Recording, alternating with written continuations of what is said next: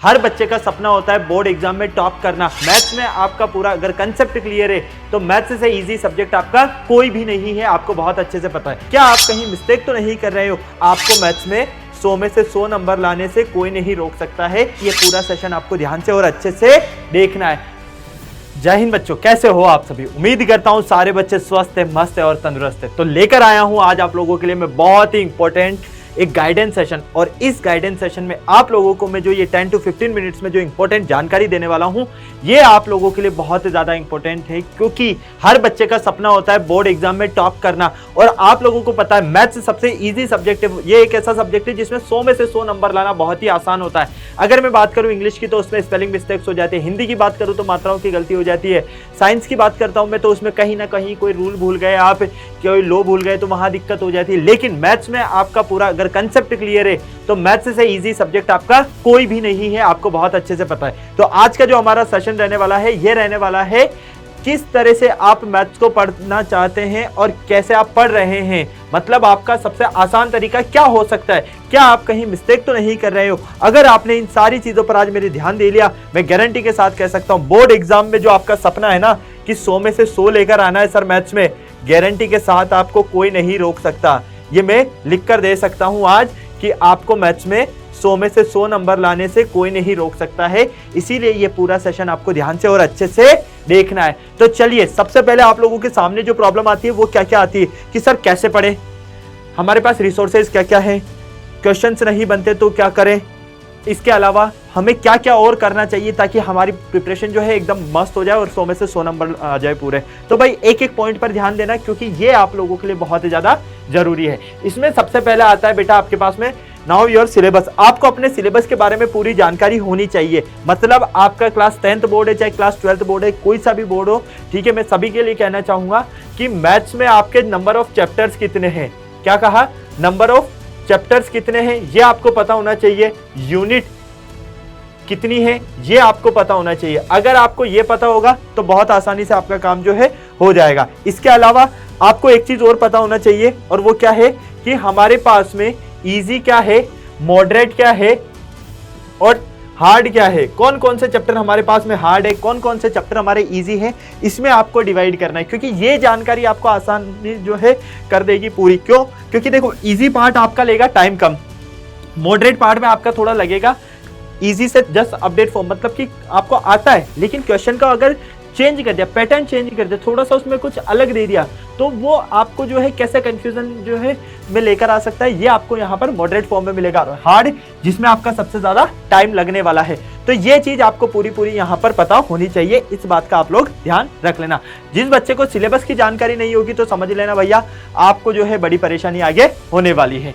इसके अलावा रिसोर्सेज क्या है सर, हम कैसे पढ़ सकते हैं, कौन कौन सी बुक्स यूज कर सकते हैं, ये अगर हमें पता चल जाए तो बहुत आसान होगा। तो भाई सबसे पहले तो मैं तुम लोगों से कहना चाहूंगा, अगर आपके बोर्ड एग्जाम में एनसीईआरटी फॉलो होती है तो आप लोगों को एनसीईआरटी बुक ही फॉलो करनी है, इस बात का ध्यान रख लेना।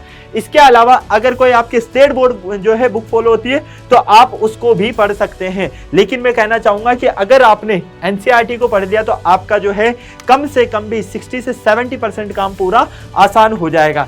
इसके अलावा आपके पास जो है मार्केट में बहुत सारी रेफरेंस बुक्स होती है, चाहे आप ले लो अटेंट की ले लो, मित्तल ले लो, ठीक है, के सिन्हा ले लो, इसके अलावा ओसवाल ले लो, बहुत सारी हम XYZ कह सकते हैं, RD शर्मा हो गए, RS अग्रवाल हो गए, जिनसे आपके क्वेश्चंस बन सकते हैं। तो जो भी आपको लगता है ना कि प्रैक्टिस के लिए मेरे लिए ये बेस्ट है, वो बुक आप ले सकते हो। कब? जब आपके पहले चैप्टर, जैसे कि मान लीजिए एनसीईआरटी का पहला चैप्टर आपने कंप्लीट किया, उसके सारे क्वेश्चंस आपने सॉल्व कर लिए, तो फिर आप रेफरेंस को हाथ लगाना। वरना अगर आप सोचते हो कि मैंने इधर से तो कंप्लीट नहीं किया और डायरेक्ट रेफरेंस बुक्स उठा लेता हूं मैं और इससे सॉल्व कर लेता हूं, भाई सबसे बड़ी लापरवाही कर दोगे आप लोग, इस बात का ध्यान रखना। इसके अलावा मैं आप लोगों से कहूंगा एनसीईआरटी लगाने के बाद अगर आप एनसीईआरटी एग्जाम्पलर लगा लेते हो ना तो शायद आपको रेफरेंस बुक की भी नीड नहीं होगी, ठीक है। तो पहला फोकस होना चाहिए आपके पास एनसीईआरटी पर, देन उसके बाद आपका फोकस होना चाहिए एनसीईआरटी एग्जाम्पलर पर, क्योंकि काफी हद तक ये एग्जाम्पलरी आपका पूरा काम कर देगी। इसके अलावा आपको सैंपल पेपर जो है आपके पास होने चाहिए, क्योंकि देखो सैंपल पेपर क्या होता है कि हमें पहले ही प्रिपेयर कर देते हैं बोर्ड एग्जाम में हमारा जो है किस तरह का पेपर आने वाला है, हम इसको काफ़ी अच्छे से जो है पहले ही भाप लेते हैं, देन हम उसी अकॉर्डिंग हम अपने आप को प्रिपेयर करते हैं। तो ये सब जो है सैंपल पेपर आप लोगों को अपने बोर्ड जो है उसकी वेबसाइट पर मिल जाएगा। जो भी आपका बोर्ड है, चाहे यूपी, राजस्थान, एमपी, छत्तीसगढ़, झारखंड या आपका सीबीएसई बोर्ड हो, जो भी आपका बोर्ड है उसकी वेबसाइट पर जाइएगा आप, वहां से आप लोगों को मिल जाएगा। इसके अलावा बेटा आपको सेल्फ स्टडी, इस पर फोकस करना है। कहते हैं ना कि स्टडी स्टडी स्टडी, हाँ भैया पढ़ना चाहिए, लेकिन पढ़ने का मतलब ये नहीं होता कि भैया मैंने आपको पढ़ाया तो बस आपने मेरी क्लास ले ली, काम हो गया और आपने घर पर पढ़ाई नहीं। भाई ऐसी पढ़ाई कोई काम की नहीं है। फिर आप ये सोच लो कि आपने ज्ञान तो लिया है लेकिन उसका सही तरीके से यूज नहीं किया है, तो आपका सेल्फ स्टडी करना बहुत ज़्यादा जरूरी है। और मैं आप लोगों से अभी कहना चाहूँगा कि जैसा कि आप लोगों को पता है अभी जुलाई चल रहा है, तो कम से कम भी 4 से 5 घंटे जो है आप लोगों को अपने सेल्फ स्टडी को देने चाहिए, क्योंकि 4 से 5 घंटे अगर आप नहीं कर सकते हो तो बेटा फिर आपका गोल जो है ये समझ लो कि अच्छे मार्क्स लेकर आना, 100 मार्क्स लेकर आना और अपने माँ बाप का नाम रोशन करना, ये नहीं है। आपका गोल सिर्फ फिर तो यही है कि हमको पास होना है बोर्ड एग्जाम में और कुछ नहीं करना है। तो इसके लिए बेटा सबसे पहले आप लोगों को क्या करना है, सेल्फ स्टडी जब भी करते हो तो आप लोगों के एनसीईआरटी के जो भी थ्योरी कंसेप्ट दिए गए हैं पहले वो क्लियर होने चाहिए। अगर आपका थ्योरी पार्ट क्लियर होगा तो आप लोग आसानी से जो भी क्वेश्चंस उससे रिलेटेड दिए जाएंगे उन क्वेश्चंस को बना लोगे। ठीक, जो भी आप लोगों के बुक में एग्जाम्पल्स दिए गए हैं उन एग्जाम्पल्स को आप लोगों को जरूर सॉल्व करना है। ऐसा नहीं है कि आप एग्जाम्पल को टाल दो कि नहीं यार ये तो मेरे जो है कर लूंगा, आ जाएगा मुझे। अगर आप ये सोचते हो तो आपकी बहुत बड़ी गलतफहमी है। तो मैंने कहा है कि बोर्ड जो भी आपकी बुक दी गई है उसमें आपको एग्जाम्पल्स दिए गए हैं उनको सॉल्व करना है और उसमें जो क्वेश्चंस दिए गए हैं उन्हें सॉल्व करना है। ये सब हो गए। तो इसके अलावा आप एनसीईआरटी एग्जाम्पलर्स उठाइए, उसमें जो भी एग्जाम्पल्स दिए हैं, उसमें जो भी क्वेश्चंस दिए हैं आप उन्हें सॉल्व करना शुरू कीजिए। ये कर लेते हैं आप, तो उसके बाद आप लोगों को सैंपल पेपर जो है वो जरूर करना है। सैंपल पेपर से मतलब है कि सैंपल क्वेश्चंस से है। पहला चैप्टर हो गया तो पहले चैप्टर के क्वेश्चंस कौन कौन से सैंपल पेपर में दिए गए हैं जो है उन्हें हम सॉल्व करने लग जाए, ताकि हमें पहले ही पता चलने लग जाए कि भैया हो क्या रहा है और आगे हमारा क्या होने वाला है। डेली प्रैक्टिस में के मेन परफेक्ट, हमेशा प्रैक्टिस ही लोगों को परफेक्ट बनाती है। तो आप लोगों को कम से कम भी 10 से 15 क्वेश्चन जो है रोज करने हैं। कितने? 10 से 15 क्वेश्चन आपके डेली प्रैक्टिस करना है आपको। और लेकिन मैं आप लोगों से कहूंगा डेली गोल होना चाहिए आपका कि मतलब मुझे 1 घंटे के अंदर 10 क्वेश्चन, 12 क्वेश्चन, 13 क्वेश्चन लगाने हैं, तो वो 1 घंटा ही होना चाहिए। ऐसा नहीं कि आपने 4 घंटे ले लिए और डेली के जो है आप 10 से 15 क्वेश्चन लगा रहे हो, तो भैया फिर ऐसा कोई मतलब नहीं है। इस बात का ध्यान रख लेना। ओके, चलो एक कंडीशन और आती है बच्चों के सामने कि सर ऑनलाइन पढ़ूं ऑफलाइन पढ़ूं क्या करूं? तो भाई पहली बात मैं ये कहना चाहूंगा, पहला फोकस होना चाहिए समझना। आपको कहां से समझ आ रहा है, कहां से आपके कंसेप्ट क्लियर हैं, ये आप लोगों को पहले देखना है। अगर आपको लगता है कि मेरे पढ़ाने से आपको अच्छा फायदा हो रहा है और आपको लगता है कि ऑफलाइन कोचिंग में मेरे को वो चीज़ नहीं मिल रही, तो भैया छोड़ दे वहां पर। फिर अपना टाइम वेस्ट मत कर, क्योंकि अपने पास सिर्फ और सिर्फ 24 ही घंटे हैं और इस 24 घंटे में स्कूल भी जाना है, पढ़ना भी है, खाना भी है, पीना भी है, सोना भी है, घर के काम भी करने, बहुत सारी चीज़ें करनी है। तो पहला फोकस होना चाहिए आपकी कि कहाँ से समझ में आ रहा है, कंसेप्ट कहाँ से क्लियर हो रहे हैं, कौन सी क्लास मेरे लिए ज़्यादा फायदेमंद रह रही है, ये आपको खुद को डिसाइड करना है, क्योंकि पढ़ना आपको है। तो इस पर भी आपको सबसे ज़्यादा फोकस करना है। नेक्स्ट बात आती है क्वेश्चन नहीं बनते हैं सर क्या करें? बिल्कुल सही बात है, मन करता है पढ़ने का कि हाँ मैं पढ़ाई करूंगा, लेकिन सर मैं पढ़ाई करने बैठता हूँ और मेरे से 2 क्वेश्चन बनते हैं, तीसरा क्वेश्चन नहीं बनता, फिर क्या करूं मैं? बात बिल्कुल सही है बेटा। तो इसके भी हमारे पास सॉल्यूशन है। सबसे पहले फोबिया हटाओ। भैया आपको किस बात का डर है ये बताओ भाई, आपको डर किस बात का? अभी आपके पास टाइम है ना, जुलाई, अगस्त, सितंबर, अक्टूबर, नवंबर, दिसंबर, 6 महीने सीधे सीधे से आपके पास में है। अभी कितने महीने? 6 महीने। इन 6 महीने में तो तुम पूरे झंडे गाड़ सकते हो, ठीक है ना। तो यहाँ पर आपको पहले तो अपना जो भी ये डर है इसको दूर करना है। जिसको मैथ्स में इंटरेस्ट नहीं है, भैया इंटरेस्ट कब आता है? इंटरेस्ट प्रैक्टिस करने से आता है। कोई भी काम आसान जो है कब बनता है? जब हम उसको बार बार दोहराते हैं, जब हम उसका बार बार अभ्यास करते हैं, बार बार प्रैक्टिस करते हैं। तो अगर आपको मैथ्स में इंटरेस्ट लेना है, क्वेश्चंस बनाने, तो सबसे पहले आपको मैथ्स से डरना नहीं है, मैथ्स से प्यार करना है। मैं स्टार्टिंग से कहता हूं कि जिसने मैथ्स से प्यार कर लिया बेटा, लड़की धोखा देकर चली जाएगी, लेकिन आपका जो है मैथ कभी भी आपको धोखा नहीं देगा, क्योंकि वो आपका सब्जेक्ट स्ट्रॉन्ग करेगा और जब सब्जेक्ट स्ट्रॉन्ग हो जाएगा तो फिर आप बाहुबली आराम से बने जाओगे। इसीलिए आपको अपना डर हटाना है। क्वेश्चन अच्छे से रीड करो। क्वेश्चन सॉल्व करने से पहले आपको क्वेश्चन को पढ़ना है, और मैं तो कहूंगा कि कम से कम 2 टाइम्स आपको क्वेश्चन को पढ़ना चाहिए। अगर आप 2 बार क्वेश्चन को पढ़ते हो तो आपका काम बहुत ही ज्यादा आसान हो जाएगा। तो 2 बार क्वेश्चन पढ़ने से क्या होता है कि हमें क्लिक हो जाती है कि क्वेश्चन कहना क्या चाहता है, और कहते हैं ना कि ये पता चल जाता है कि क्वेश्चन क्या कहना चाहता है, तो फिर तो बहुत ही आसान काम हो गया। तो इसलिए आपको क्वेश्चन 2 बार पढ़ना है, ठीक है। आपको लगता है कि सर मैं क्वेश्चन तो कर रहा हूं लेकिन कहीं कहीं दिक्कत आ जाती है, नहीं कर पाता हूं आगे कि मैं कैसे बढ़ूं, तो भैया उस क्वेश्चन से रिलेटेड तुमको जो भी आता है उस तरीके से तुम सॉल्व करना शुरू करो, क्योंकि तुमने तुम्हारा कंसेप्ट स्ट्रॉन्ग किया है। तो कंसेप्ट स्ट्रॉन्ग करने से क्या होगा कि उसका तुम्हें काफी सारा मेजर पार्ट क्लियर ऑलरेडी है, तो कुछ ना कुछ एफर्ट मारोगे, एफर्ट मारने से क्या रिजल्ट मिलेगा, क्वेश्चन कहीं ना कहीं किसी न किसी लिमिट तक तो तुम सॉल्व करना सीख जाओगे। तो तुम्हें ट्राई करना बंद नहीं करना चाहिए, ठीक है। माइंड मैप बनाओ, मतलब कि अगर तुमने कोई कंसेप्ट पढ़ा है, समझना ध्यान से, उस कंसेप्ट से रिलेटेड कौन कौन सी पॉसिबिलिटीज है ना, उस कंसेप्ट से रिलेटेड कौन कौन सी पॉसिबिलिटीज है, क्या क्या हो सकता है, उसका पहले अपने दिमाग में एक मैप बना लो कि हाँ यार ऐसा दिया गया तो ये करूंगा, ऐसा दिया गया तो ये करूंगा, इस चीज को हटाकर ये पूछ सकता है, इस चीज को हटाकर ये पूछा जा सकता है। ये चीज आप लोगों को पहले ही ध्यान से अपने दिमाग में बिठा लेनी है। नहीं सॉल्व कर पाते हो तो फिर आपको लास्ट ऑप्शन है आपके पास में, सॉल्यूशन देख लो कि किस तरह से क्वेश्चन सॉल्व किया गया था, टीचर ने कैसे बताया है, ठीक है। तो फिर आपका पूरा ही सारा प्रॉब्लम यहां पर सॉल्व हो जाएगा। तो क्वेश्चन नहीं बनते तो उस केस में आपको इन सारे पॉइंट्स पर फोकस करना है। नेक्स्ट मोस्ट इंपॉर्टेंट पॉइंट, क्या करें भैया, देखो आपकी अपनी स्ट्रेटेजी जो आपने बनाई है, एक तो वो चेंज नहीं करनी है आप लोगों को, शुरू से आपने जो प्लान बनाए हैं, ठीक है, कम से कम भी मैं कहूंगा कि अक्टूबर नवंबर तक आपको वो चेंज नहीं करना है, कम से कम नवंबर तक तो आपको वही फॉलो करना है। एनसीईआरटी के सारे क्वेश्चन लगाने, कोई सा भी क्वेश्चन नहीं छोड़ना है, चाहे एग्जाम्पलर की बात हो, एग्जाम्पलर के भी सारे क्वेश्चंस आप लोगों को लगाने, कोई सी भी जो है क्वेश्चन को नहीं छोड़ना है। कंसेप्ट रटने की जगह समझने का ट्राई करना है, ठीक है। कंसेप्ट को रटना नहीं है, मैथ्स रटने के लिए नहीं होती है बेटा, मैथ्स समझने के लिए होती है, क्योंकि समझना आसान है, रटना बड़ा मुश्किल है। रटने पर कोई चीज भूल गए तो पूरे क्वेश्चन की जो है वो एस्टेस करके रख देगी यहाँ पर, लेकिन अगर कंसेप्ट समझ लिया तो तुम्हें जो है कहाँ से कहाँ ले जाएगी ये तुम अच्छे से जानते हो। नेक्स्ट, क्लास से पहले प्रीवियस क्लास का रिवाइज करें। जैसे कि मान लो आज की क्लास आपने मेरी अटेंड करी, ठीक है, अब आप उस क्लास को कल वाली क्लास होने से पहले रिवाइज कर लो कि कल की क्लास में सर ने मुझे क्या पढ़ाया था।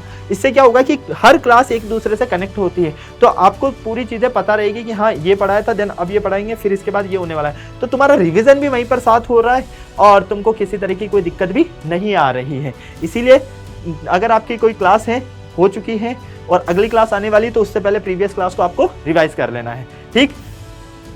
क्वेश्चन प्रैक्टिस करते टाइम हार्ड लगने वाले क्वेश्चंस को स्टार मार के करें।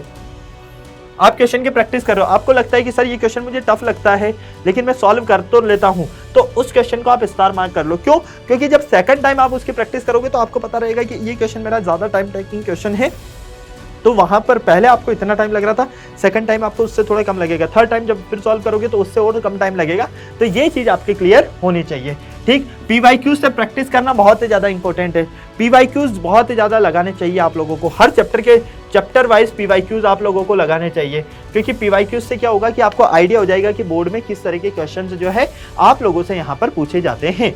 नेक्स्ट, एग्जाम से पहले 1 मंथ है ना, से पहले से ही सैंपल पेपर जो है वो सॉल्व करना शुरू कर देना चाहिए। एग्जाम से 1 महीने पहले ही आप लोगों को सैंपल पेपर को जो है हल करना शुरू कर देना चाहिए, क्योंकि यहाँ से आप लोगों का टाइम मैनेजमेंट जो है पार्ट पूरा शुरू हो जाता है। बोर्ड एग्जाम में मैथ्स के पेपर में टाइम पता नहीं चलता है, इसीलिए 1 महीने से पहले से अगर सैंपल पेपर लगाने लग जाओगे तो बोर्ड एग्जाम के टाइम पर आप लोग जब एग्जाम हॉल में बैठे होगे तो आपका 1-1 मिनट आपको पता चलता रहेगा कि हाँ भैया मुझे अब इस पे स्पीड बढ़ानी है, इस पे रुकनी है, इस पे स्पीड बढ़ानी है, ठीक है। इस बात आप लोगों को ध्यान रखना है। नेक्स्ट, सबसे लास्ट में आता है पॉइंट आपका ईट हेल्थी एंड न्यूट्रिशन। आप लोगों को अच्छा खाना खाना चाहिए, है ना, अच्छा खाना खाना चाहिए, क्योंकि अगर आप फिट रहोगे, अच्छा खाना खाओगे, स्वस्थ रहोगे, तो आप डेली अपने रूटीन को फॉलो कर पाओगे। इस बात को ध्यान में रखना। और मैं आप लोगों से बार बार कहता हूं कि वर्कआउट करना बंद नहीं करना चाहिए, आप लोगों को डेली वर्कआउट करना चाहिए। चाहे आप मेडिटेशन करो, ध्यान करो, रनिंग करो, साइकिलिंग करो, क्रिकेट खेलो, फुटबॉल खेलो, फिजिकल एक्टिविटी कुछ भी करो, आप लोगों को वर्कआउट डेली करना चाहिए। इससे आपका कॉन्फिडेंस जो है वो बिल्ड होगा। इसलिए आप लोगों को अच्छा खाना खाना है, स्वस्थ रहना है, वर्कआउट करना है, ताकि आप तंदुरुस्त रहें, और फिर तो यार पढ़ाई में मन लगना बिल्कुल बनता है। अब आपका डर है कि सर अगर हमें अच्छी तैयारी करनी है तो इसके लिए कोई और ऑप्शन भी है क्या? हाँ भैया, आपके पास में एक और बहुत प्यारा ऑप्शन है, ठीक है। और इसके लिए हम लेकर आ रहे हैं आप सभी के लिए यहाँ पर क्लास 10th के बच्चों के लिए दहाड़ 3.0 बैच। और इस बैच में आप लोगों को बहुत ही प्यारे प्यारे टीचर्स एकदम मस्त तरीके से पूरे सब्जेक्ट को कवर करवाने वाले हैं। तो ये सारे बेस्ट टीचर्स जो आपको नजर आ रहे हैं, ये सभी टीचर्स आपको यहाँ पर पढ़ाने वाले हैं, ठीक है। इसलिए आप लोगों को पता है कि सारे टीचर्स से आप लोग शुरू से पढ़ते हुए भी आए हो। तो मैथ्स पढ़ाने वाला हूँ मैं, फिजिक्स पढ़ाने वाली रुचि मैम आपको, सुभद्रा मैम केमिस्ट्री पढ़ाएगी, देन बायो पूजा मैम के साथ, अमित सर के साथ आप सोशल साइंस पढ़ने वाले हो। ये सारे सब्जेक्ट्स जो है यहाँ पर आपको कवर करवाए जाने वाले हैं। फीचर्स की बात करूं मैं तो यहाँ पर आपको डिटेल्स शेड्यूल क्लासेस मिलेगी, ठीक है। हर क्लास आपको अच्छे से डिटेल में पढ़ाई जाएगी। वन शॉट लेक्चर आपको मिलने वाले हैं हर चैप्टर के। डाउट सॉल्विंग होंगे आपके पास यहाँ पर हर क्लास का, अगर किसी तरह का कोई डाउट होता है तो वो सॉल्व कर दिया जाएगा। इसके अलावा आपका यहाँ पर रहने वाला है लाइव रिवीजन, और लाइव रिवीजन जो रहेगा वो शुरू हो जाएगा आपका नवंबर से। और कब तक? जब तक आपके एग्जाम नहीं हो जाते तब तक आपका लाइव रिवीजन यहाँ पर बिल्कुल चलेगा। इसके अलावा बेटा मोस्ट एक्सपेक्टेड क्वेश्चंस मिलेंगे आपको यहाँ पर, जो कि आपके एग्जाम टाइम पर बहुत ही ज्यादा हेल्पफुल रहेंगे।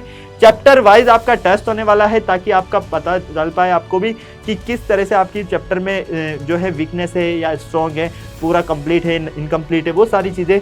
टीचर स्लाइड्स भी आपको मिलने वाली हैं, टीचर जो क्लास में पढ़ाएंगे उससे रिलेटेड आपके जो भी कंसेप्ट होंगे वो सारी चीज़ें आपको मिलने वाली है, ताकि आप नोट्स भी अगर बनाते हो अदर सब्जेक्ट में, मैथ्स में तो जरूरत नहीं पड़ती, अदर सब्जेक्ट में बनाते हो तो वो बहुत काम आएगा। होमवर्क आपको मिलेगा जो कि मैथ्स में आपको प्रैक्टिस करवाने में बहुत ज़्यादा काम आएगा, और अदर सब्जेक्ट में आपको याद करने के लिए मॉक टेस्ट, ठीक है। पेपर से पहले कैसा पेपर होता है आपका, ये सारी चीजें भी आपको यहाँ पर मिलने वाली हैं। इसके अलावा आप लोगों का डाउट रहता है कि सर PYQs कहाँ से ले, तो भैया यहाँ पर आपको मिलने वाले हैं PYQs, प्रीवियस ईयर क्वेश्चन भी, ओके। तो इस बैच की अगर मैं बात करता हूँ दहाड़ 3.0, तो इसका प्राइस जो है बहुत ही मिनिमम है, 2999 रुपीज़ जो है आपको नजर आ रहा है, इसी में ये आपको मिलने वाला है यहाँ पर। और ये ऑफर जो है 20 जुलाई तक ही वैलिड है, इस बात का आप लोग ध्यान में रख लेना। इस कोर्स से रिलेटेड किसी भी तरह की जानकारी चाहिए, आपको कुछ भी करना है तो ये नंबर नजर आ रहा है 012471158250, इस नंबर पर कॉल करो और अपना जो है फटाफट से एनरोलमेंट करवा लो इस बैच में, क्योंकि मिलने वाले हैं धमाकेदार टीचर्स। इसके लिए आपको एक कूपन कोड भी यूज करना है monsoon50, ये कूपन कोड आपको यूज करने पर बहुत ही मिनिमम प्राइस में ये बैच आप लोगों को ज्वाइन करने का मौका मिल जाएगा यहाँ पर। और ये ध्यान रखना 20 जुलाई तक आप लोगों को कंप्लीट जो है ये ऑफर मिलेगा, उसके बाद में प्राइस बढ़ जाएगा, फिर कहना मत। ओके बेटा, तो थैंक यू सो मच यार आज के इस सेशन में। आई होप आप लोगों के जो भी डाउट्स थे, किस तरह से मैथ्स पढ़ना है, कैसा करना है, क्या आगे की प्लानिंग होनी चाहिए, सब कुछ मैंने आप लोगों को बता दिया। अगर सेशन में मजा आया तो सेशन को लाइक कीजिएगा, चैनल को सब्सक्राइब नहीं किया तो फटाफट से सब्सक्राइब कीजिएगा, वीडियो को शेयर करना बिल्कुल नहीं भूलना है, और कमेंट बॉक्स में मुझे जरूर बताना है कि ये सेशन आपको कैसा लगा और किस तरह के सेशन आप लोग चाहते हैं। तो फिर मिलते हैं हम नेक्स्ट क्लास में, और इसी तरह के सेशंस के साथ में आगे भी मिलते रहेंगे। तब तक सारे बच्चे स्वस्थ रहें, मस्त रहें, तंदुरुस्त रहें, शानदार जबरदस्त जिंदाबाद के साथ में। जय हिंद और बाय बाय।